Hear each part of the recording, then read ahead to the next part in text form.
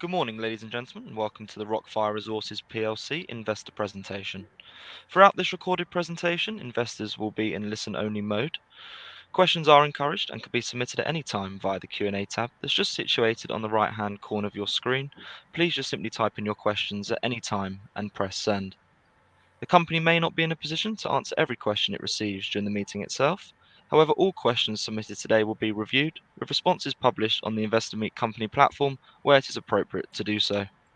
Before we begin, I would like to submit the following poll, and if you could give that your kind attention, I'm sure the company would be most grateful. And I'd now like to hand you over to CEO David Price. Good morning, sir. Well, good morning, everyone, and thank you, Jake, and thank you for Investor Meet Company for listening to the ROCKFIRE story this morning, 9 o'clock on a Thursday morning in London. I do appreciate you being here and listening to me, and I promise I'll make it as quick as I can. We've got about 23 slides to get through. This presentation was put onto the website of ROCKFIRE this morning, so please feel free to have a look at this presentation at your leisure. I'll go through some of the slides in fair detail, and then I'll skip over a few of the other slides, and particularly some of the slides where the story perhaps has been heard before. And what I'll do is dwell on the new information so that people can continue to follow the company's story. So I'll move through the presentation now, and you'll see here that the first slide is just basically where we are. It's very important to know upfront, straight away, where are we operating? We're operating in Australia and in Greece. So there are the projects that we have in Australia and Greece, and I've included the elements that we're exploring for and successfully discovering at each of these prospects. ROCKFIRE, over the last couple of years, has been able to successfully define new JORC resources in a number of elements. You can see them listed there on the left of this slide: zinc, lead, silver, germanium, gold, copper, and molybdenum at the bottom. These are very, very critical minerals. All of them are very important for high technology. Also, many of them are very important for power generation, and that's quite a pertinent topic at the moment in Europe, of course, with power. And Europe is very much looking forward to having its own supply of raw materials for its energy needs in the future. ROCKFIRE hopes to be able to provide those once we get into production on a number of our projects. You can see the top four there: zinc, lead, silver, and germanium are the ones that were mentioned in Greece, and the gold, copper, and molybdenum are in our projects in Queensland and Australia. You can see the various uses there for the zinc, the lead, and particularly there, the images on the right-hand side. You've got batteries. Interestingly enough, germanium is used in reverse parking sensors of vehicles, and also in autonomous driving, which is becoming more common throughout the world. Autonomous vehicles, the sensors that are there are used germanium is used in those. Gold, copper, and molybdenum, I think they're quite well known. The hydro opportunities for copper, wind, of course, and solar. So we're very much geared to providing Europe, particularly from the Molaoi project, with minerals that are required for future growth and high technology. I think that's an important message for everybody to take with them today. These are our JORC resources. You can see there that on the left-hand side are the total JORC resources that ROCKFIRE has defined over the last 2 years. 210,000 tonnes of zinc, 39,000 tonnes of lead, a total of 6.1 million ounces of silver in 3 deposits, 208,000 ounces of gold, 80,000 tonnes of copper, and 9,400 tonnes of molybdenum. You can see there in the middle of the slide where each of those are distributed. We have Molaoi, of course, in Greece, Plateau and Copperhead in Queensland. You'll see on the right-hand side, we are successful explorers. It's what we do very well. We will continue to explore our projects, and we'll continue to explore the JORC resources as we continue our exploration. The aim is to expand on these over the next 12 months, and that's something we can look forward to, that news flow, as we drill out and continue to expand these resources. Importantly, each of these is 100% owned by ROCKFIRE. We work in attractive jurisdictions, being Australia and Europe, and we have a very experienced board of directors who are building value in the company. Starting with Molaoi. Now, the reason I've started with this one is that many of the slides and the new information is about Molaoi. So I thought I'd bring that to your attention sooner rather than at the end of the presentation. You can see there, as I mentioned, 100% owned by ROCKFIRE. There again, I've repeated the zinc, the lead, the silver, and the germanium that has been identified at Molaoi. Greece is a great place to explore and to develop. 100% foreign ownership is achievable. We have 100% foreign ownership. As ROCKFIRE Resources, we're able to own the project outright. The licenses are granted, which include the mining rights, for a period of 30 years. Now, mining is not foreign to Greece. Greece is very familiar with mining. They have a modern mining act. It's a proven mining act, and they know precisely what they're doing. As you can see there on the left-hand side, Hellas Gold, a Greek company, is developing the Skouries gold and copper project in Greece. On the right-hand side, that image is of the underground at Stratoni, which importantly is a zinc, silver, lead mine, which is exactly what we have at Molaoi. They're developing that underground. As you can see, they're very familiar with mining. This is not new to Greece, and Greece is, as I say, a great place to operate. This is the deposit as we look towards the west. So you can see in the grey here, I'll just show you an image of this one. Just in here, this is the surface here. So this is the surface, and looking towards the west, you can see the north is over here on the right, south to the left. You can see there's the resource underneath the hill and underneath the valley. Now there's high-grade zinc. Now these grades at the bottom here are zinc. They're not zinc equivalents. There's more than 10% zinc in the pink outline there. You can see the scale, 500 meters on this image, but this has been drilled, and our JORC resource incorporates 1.5 kilometers of this style of zinc. You can see a very interesting gap in here. There's a white gap between the surface and our resource, and that is a 40-meter gap. That 40-meter gap, of course, the mineralization goes to the surface. You can actually crack the rocks and they have zinc in them. But we've deliberately left out that 40 meters because our intention is to mine underground only. That's very important to be able to for environmental reasons, for social reasons. It's a great idea and a good strategy to be able to operate from underground only. As you can see in here, this is an old portal and a decline down to 50 meters below surface. You can see it wiggling down through there. This was developed by the Greek government in 1988. They got to the top of that resource there, and in 1988 they shut everything down, and they were getting at the time what were deemed to be unsuccessful recoveries, if you like, of the ore. So they stopped the operations, and nothing has happened since 1988 up until now. So we've now acquired the license for Molaoi, and I will address that metallurgical issue later in the presentation. So bear with me on that because it is good news. You'll see here that this is wide open to the north, it's wide open to the south, and it's wide open at depth. So this is just the start of a very, very big story. When you look to the north, so this is now a cross section looking through to the north, and you'll see in the middle of in through here, there's our zinc lode, and it's dipping down towards the east. The east is on the right-hand side of your screen. You can see the scale over here, 200 meters depth. Now, the examples that I've given here in red are actually drilled and included in our resource. We've deliberately included those ones and not the intersections in the black. Now you can see there are many, many more zinc intersections in the black there.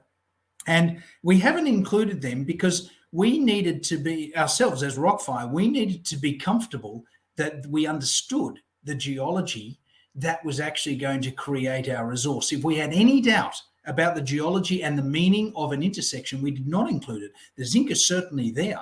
There's no question the zinc is there. What we've been working on now in our mapping is to actually understand the geology better so that we can incorporate all of these additional intervals into our next JORC upgrade. So the next JORC upgrade will be pretty exciting because we will bring all of these additional intersections into our resource. And we're looking forward to having quite a large expansion of that resource when we complete our next drilling phase. Excellent infrastructure at Molaoi. You can see over here, there's somebody there for a scale on the left-hand image, and you can see the portal site. The portal site here is the concrete capping here.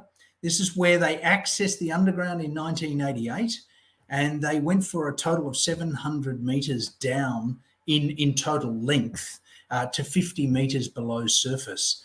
They capped this portal in 1988, and our intention is to look at the viability of uncapping that and re-accessing the underground. So that's one thing we'll be looking at. You can see we now have a core yard over here on the top right-hand image. There's some of our staff. That's our Greek exploration manager, our Greek country manager, our administration manager. So everybody's there. And that's our core yard. So we're going to use that to process our core. We'll also use that as an office and a field accommodation. So that's there. Great infrastructure, well-maintained sealed roads to site down here in the bottom right. We've got great access to this. It's not remote at all. And one of the slides, and later on I'll show you, we also have very good access to the port nearby, which is great. So the infrastructure is brilliant. Now, this is looking down as a plan view. This is looking from a space directly down onto the level. You can see the outline of our license here. So in that light shaded blue is the outline of our license. And you can see here the red. The red is the outcropping gossan. Now, gossan is basically the exposed part of an ore body, and you can see it at surface. So it's a great mapping exercise to follow this at surface. And we can follow that. A total length there is 7 kilometres. Now, within that 7 kilometres, you'll see down the bottom the blue drilled resource. That's our 1.5 kilometres of resource that I mentioned earlier. And that's where our 2.3 million tonnes at 11% zinc equivalent occurs. That's 250,000 tonnes of zinc equivalent. It's a great start. And our plan is to drill out the remaining 5.5 kilometres. Now, the risk associated with this 5.5 kilometre exploration program is largely diminished because the Greek government has already drilled along this resource, along this strike, and they've got high-grade zinc. You can see the examples that I've given there: 3 meters at 8, 3 meters at 6, 7 at 10, 3 at 12. So they've drilled along this. They've hit high-grade zinc, which basically it largely decreases our risk in our exploration drilling program coming up. So that's exciting to know that, and we're looking forward to starting that. And as I will mention later on as well, we already have our exploration permit submitted to the government to start our drilling, and we're looking forward to starting that drilling. As I mentioned earlier, the infrastructure is magnificent. We, as you see there, discovered in 1960s by the Greek government.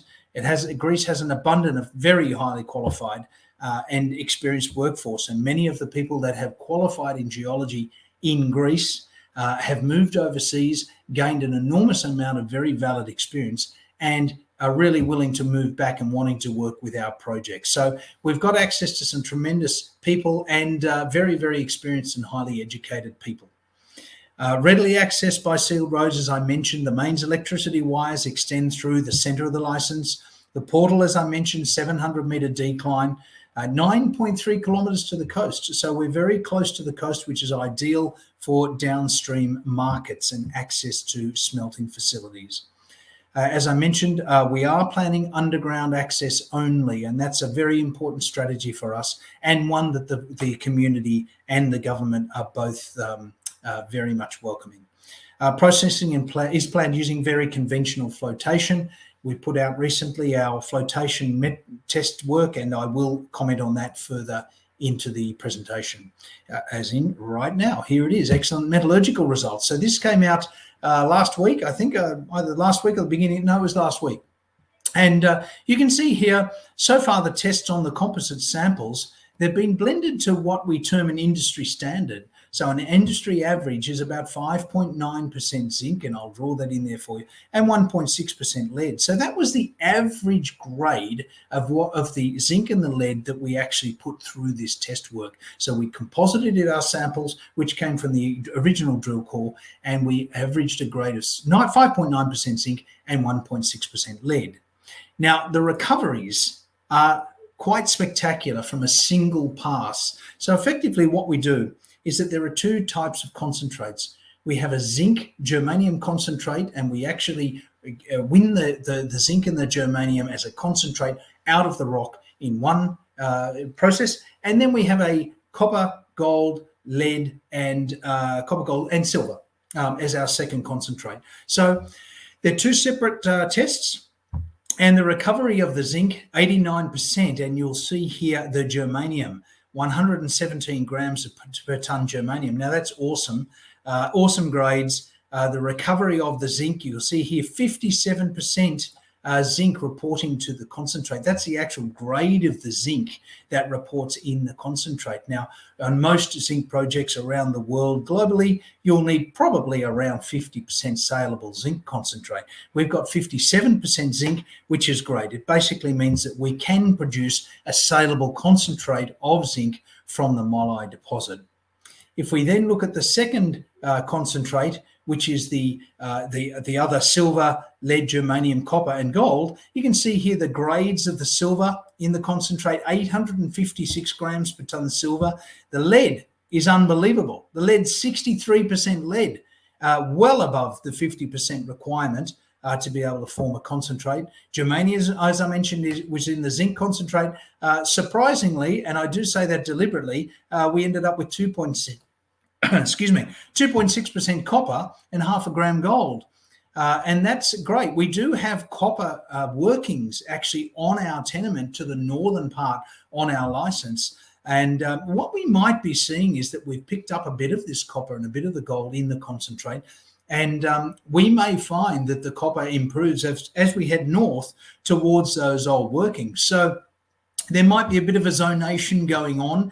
We're not particularly sure about that at the moment, but it's something we will certainly learn about as we progress our exploration of Molaoi.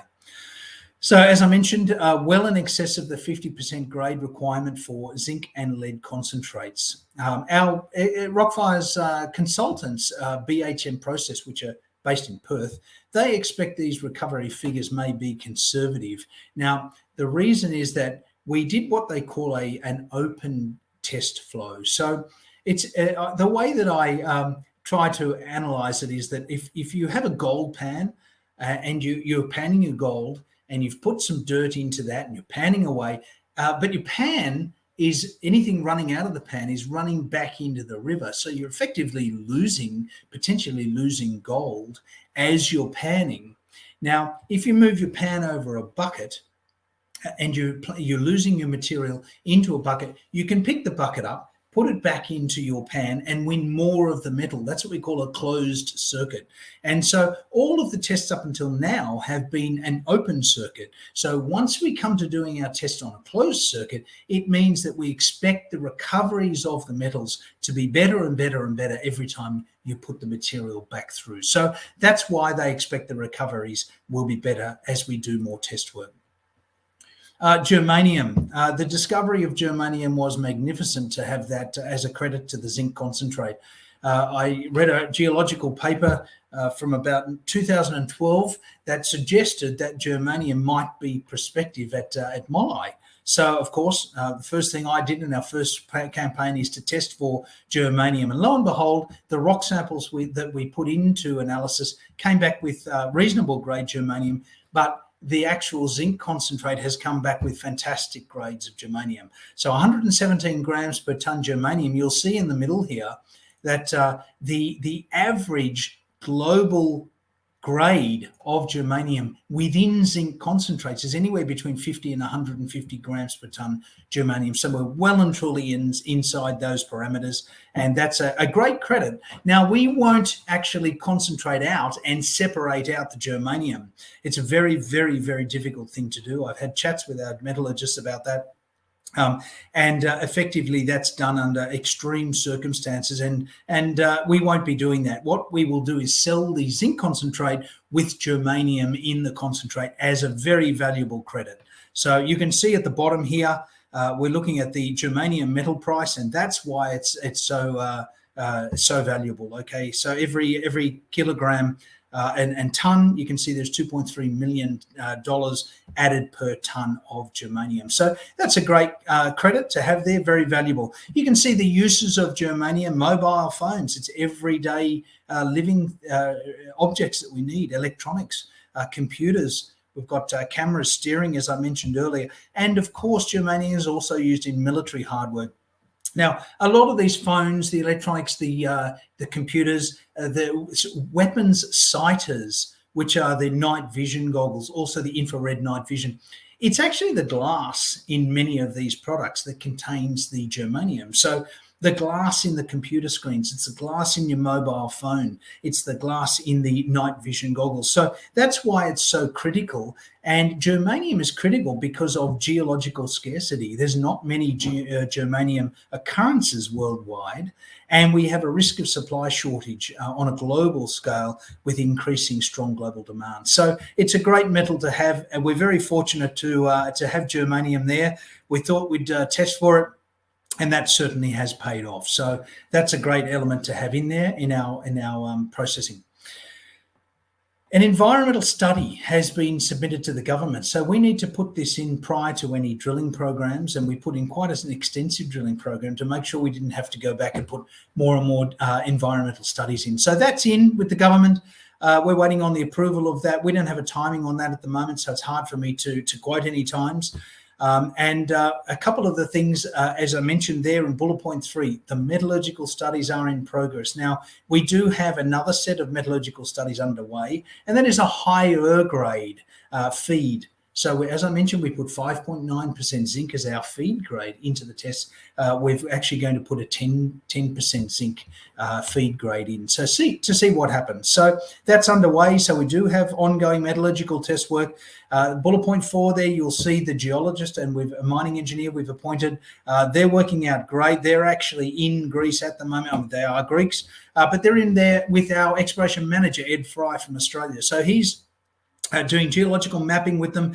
They're taking soil samples, they're taking rock samples, they're meeting with all the locals, the landowners. They're doing a huge amount of work there. It's great to have these guys on board, highly qualified guys, and very experienced guys, and particularly on VMS deposits, which Molaoi is one of those types. So that's really great to have those guys active with us, and we welcome them.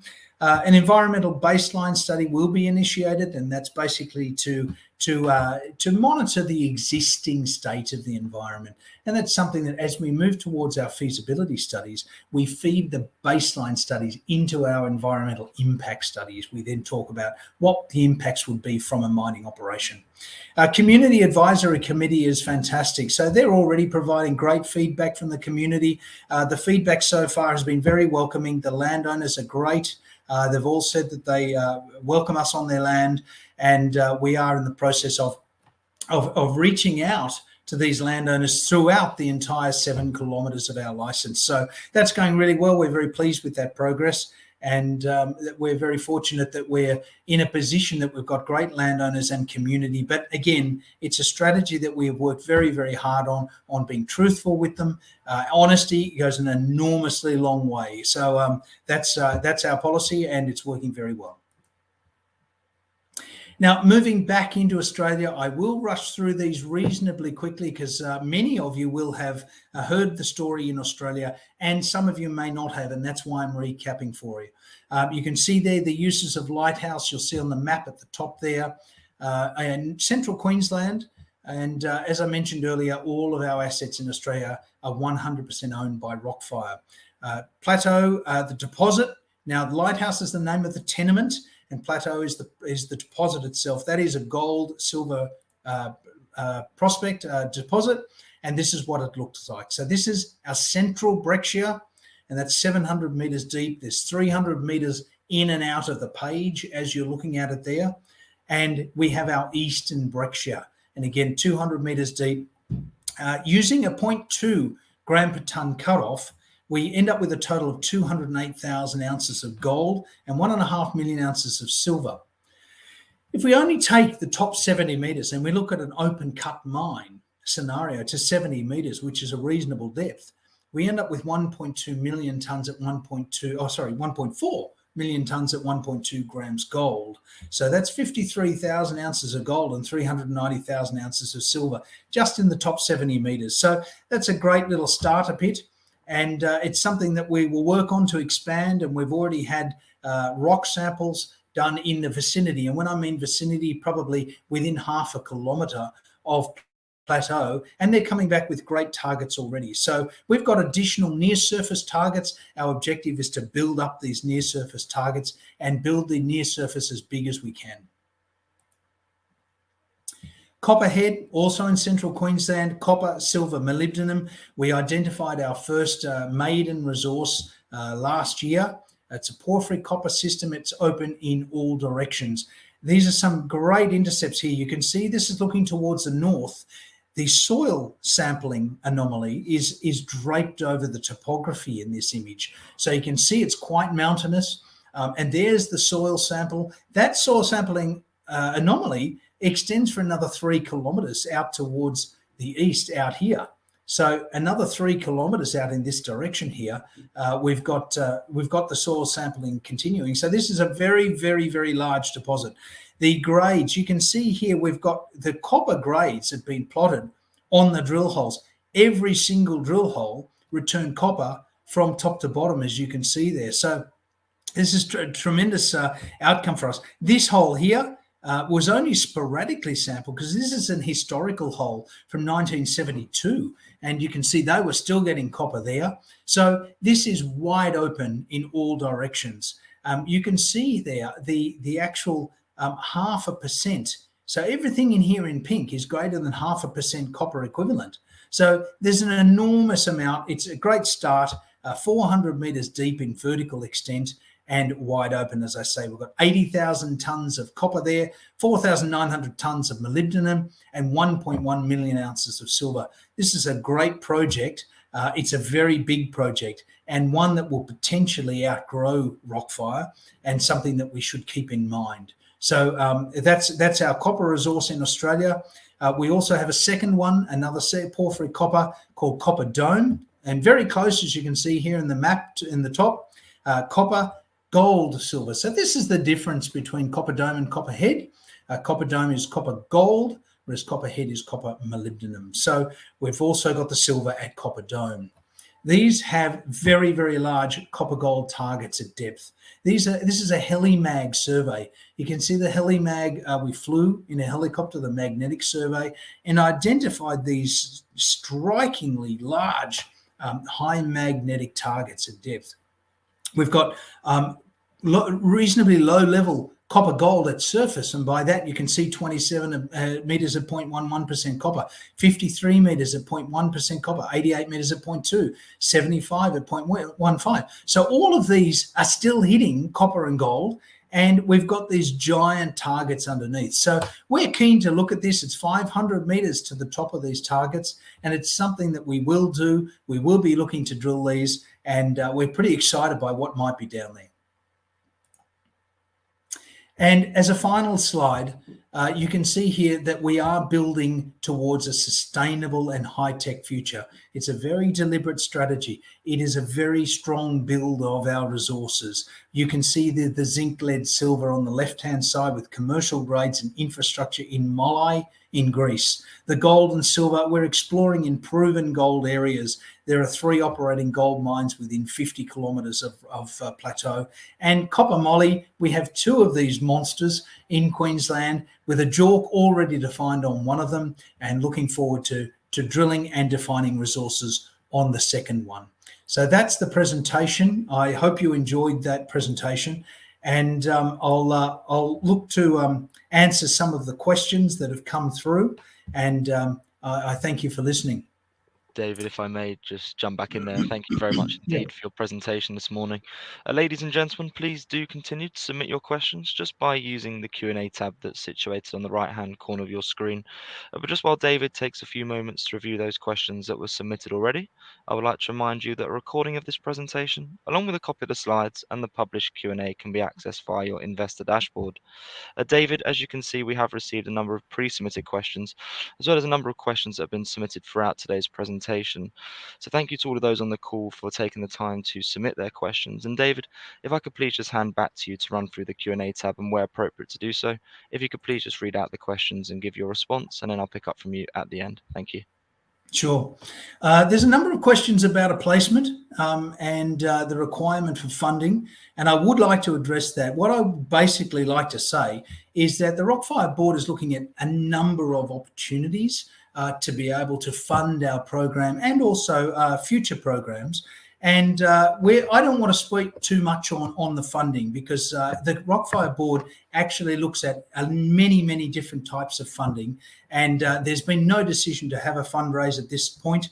And I think that that's probably about all I want to say on that at the moment. So at the moment, we've got funds in the bank still, and we're continuing our exploration, and we're on target for achieving what we hope to achieve. And I think that's probably all I'd like to say on that. The next question, Molaoi looks great. What can we expect as far as monetizing the asset and timeframes to development? So look, again, the ROCKFIRE board will consider any number of avenues to monetize the asset.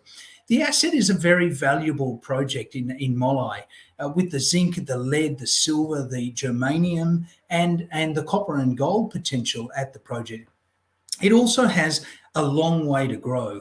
Now we've drilled 1.5 kilometers of a 5 kilometer extension, so we've got another 5 kilometers ahead of us. So we're keen to drill that out, and that's what we've put our submission to the government to do, and that's what we intend to do. So look, as far as monetizing it is concerned, there are a number of avenues that how we can monetize this. Either we get into our own production and we perform the concentration that we've done tests for, and we actually form a concentrate. Now, a concentration plant is not as expensive as, say, a cyanidation plant.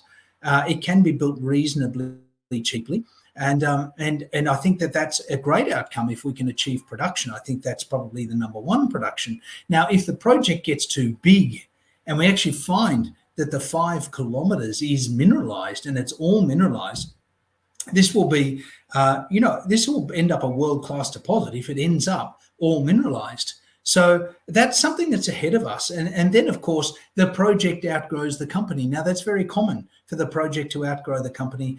Will that happen at Molaoi? Your guess is as good as mine at the moment. But certainly we are always open to monetizing this for our shareholders, making sure that the work that we do ends up in handsome returns to our shareholders. So, so that's, I think, I don't understand. There's one question there that I'm not sure what will be driving the share price in the view, as it doesn't reflect value. Actually, you're right. The share price does not reflect the value of the assets. I fully agree with that. What will be the driving force? Well, of course, will be drilling results, and that's something that we're keen to get into in Greece and also at Plateau. And as I mentioned earlier, we're keen to drill the near-surface resources out at Plateau that will expand that open cut potential at Plateau, and of course the 5 kilometers at Molaoi. So this will be driving the share price as we go forward. The share price is abysmal, and I do appreciate that. It does not reflect the value of the assets. The assets, if you look at the actual resources that we have identified as JORC resources, the value in the company is there. It's not reflected in the share price. Fully agree. And that's the end of the questions. So I thank you for listening, and look forward to bringing you more information about ROCKFIRE as we develop. I will continue these investor meet company presentations. They're really good. I think it's a great opportunity to actually talk to people who are genuinely interested, and I value your questions, and I look forward to bringing you up to date with ROCKFIRE yet again very, very soon. Thank you. David, that's great. And thank you very much indeed for taking the time to address all of those questions that came in from investors this morning. And of course, if there are any further questions that are submitted today, we'll make these available to you immediately after the presentation has ended for you to review. And then we'll publish those responses where it's appropriate to do so on the Investor Meet Company platform. David, I was just going to ask you for those closing comments, which I think you've just well delivered. And I know investor feedback is particularly important to you. So what I will do now is I'll redirect those on the call to provide you with their thoughts and expectations. So could I please ask investors not to close this session, as you'll now be automatically redirected for the opportunity to provide your feedback in order that the management team can better understand your views and expectations. This will only take a few moments to complete, but I'm sure will be greatly valued by the company. On behalf of the management team of ROCKFIRE Resources PLC, we would like to thank you for attending today's presentation. That now concludes today's session, so good morning to you all.